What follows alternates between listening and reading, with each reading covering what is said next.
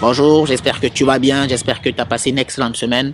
Moi, je suis en forme, voilà, j'ai passé une excellente semaine, voilà, une semaine enrichissante et épanouie. Pourquoi? Parce que j'ai le privilège, en tout cas, ou alors j'étais dans l'expectative de me présenter à toi aujourd'hui, voilà. Donc, tu vas devoir t'habituer à moi pendant un petit moment encore. Voilà, aujourd'hui, on va parler de quoi? On va parler de quoi? Bien évidemment, n'oublie pas de t'abonner, n'oublie pas de, voilà, de partager et sache que tes retours pour nous sont précieux. Aujourd'hui, on va parler de quelque chose d'assez simple, voilà, de quelque chose qui paraît du moins simple, mais pourtant tellement profond, c'est qu'y a-t-il après la mort? Qu'est-ce que la mort? Comment ça va se passer? Parce que pour beaucoup, la mort, c'est, allez, je dirais simplement que c'est une phobie. Pour beaucoup, la mort, c'est une peur bleue. Pour beaucoup, la mort, c'est refuser même juste de l'imaginer.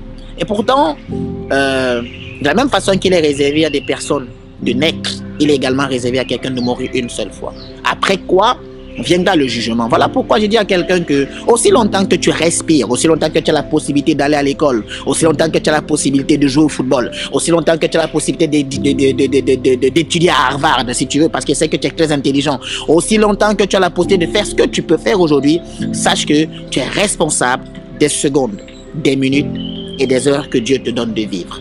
La mort, en réalité, je le disais tout à l'heure, ce n'est pas une fatalité, mais ça peut le devenir si tu le décides en réalité. Pourquoi? Parce qu'il n'y a que deux destinations possibles pour quelqu'un après la mort.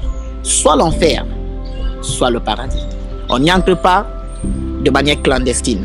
On n'y entre pas en empruntant un bateau. On n'y entre pas en passant par le toit. Non.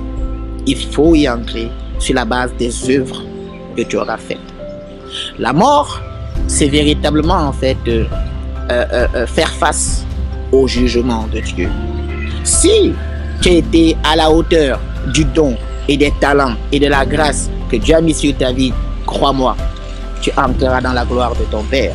Mais si tu n'as pas été à la hauteur des grâces, des talents et des dons que Dieu t'a donnés, si au contraire, tu as bousillé, tu as gaspillé, tu as méprisé, tu as ignoré et tu as banalisé les dons et les talents que Dieu t'a donnés, je suis au regret d'annoncer qu'il y a des choses pour lesquelles tu n'aurais pas souhaité vivre, mais que tu vas vivre, c'est l'enfer. La mort aujourd'hui, c'est surtout pour moi en fait une alerte.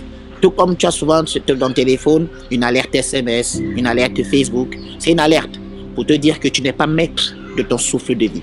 Tu n'es pas maître du temps ni des circonstances. Alors aussi longtemps que tu as la possibilité de te lever chaque matin, lève-toi pour rendre chaque jour meilleur dans ta vie.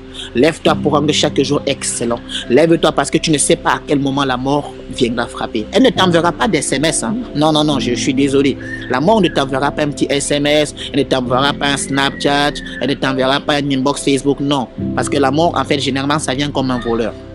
Tu as peut-être que tu l'as connu. Quelqu'un s'est levé un matin. Quelqu'un qui était peut-être proche de toi s'est levé un matin. Tu l'as eu hier au téléphone. Et aujourd'hui, on t'apprend qu'elle est décédée. Parce que généralement, ça vient, c'est tellement vite. Je veux que tu prennes conscience de ça, s'il te plaît. Je ne veux pas que tu le négliges, car l'enfer existe. Le paradis existe. Et la seule chose qui te mènera à l'un comme à l'autre, c'est simplement en fait le choix de la vie que tu auras fait. Voilà pourquoi la passerelle, c'est la mort. Tout le monde ne mourra pas, je te rassure. Tout le monde ne mourra pas parce que quelques-uns seront enlevés et d'autres passeront automatiquement par la mort. Mais lorsqu'ils ressusciteront, ces personnes-là, elles ressusciteront pour le jugement. Alors lorsque tu seras pesé, tu sais, c'est comme sur une balance. D'un côté, on mettra le poids de la vie éternelle et de l'autre, on mettra les œuvres que tu auras accomplies en accord avec le don et les talents que Dieu t'aura donnés. À ton avis, où est-ce que tu souhaiterais passer l'éternité? Quelle est la balance en fait? Qu'est-ce que la balance décidera à ta place? Ça dépend de toi. Je veux t'encourager vraiment à ne pas prendre ta vie à la légère, à ne pas te négliger. Car oui, la mort existe, c'est vrai, mais n'aie pas peur de la mort. Mais tu peux préparer ton futur, tu peux préparer l'éternité en vivant aujourd'hui de façon extraordinaire. Sois encouragé, merci de partager et de te garder. À la prochaine vidéo. Bye bye.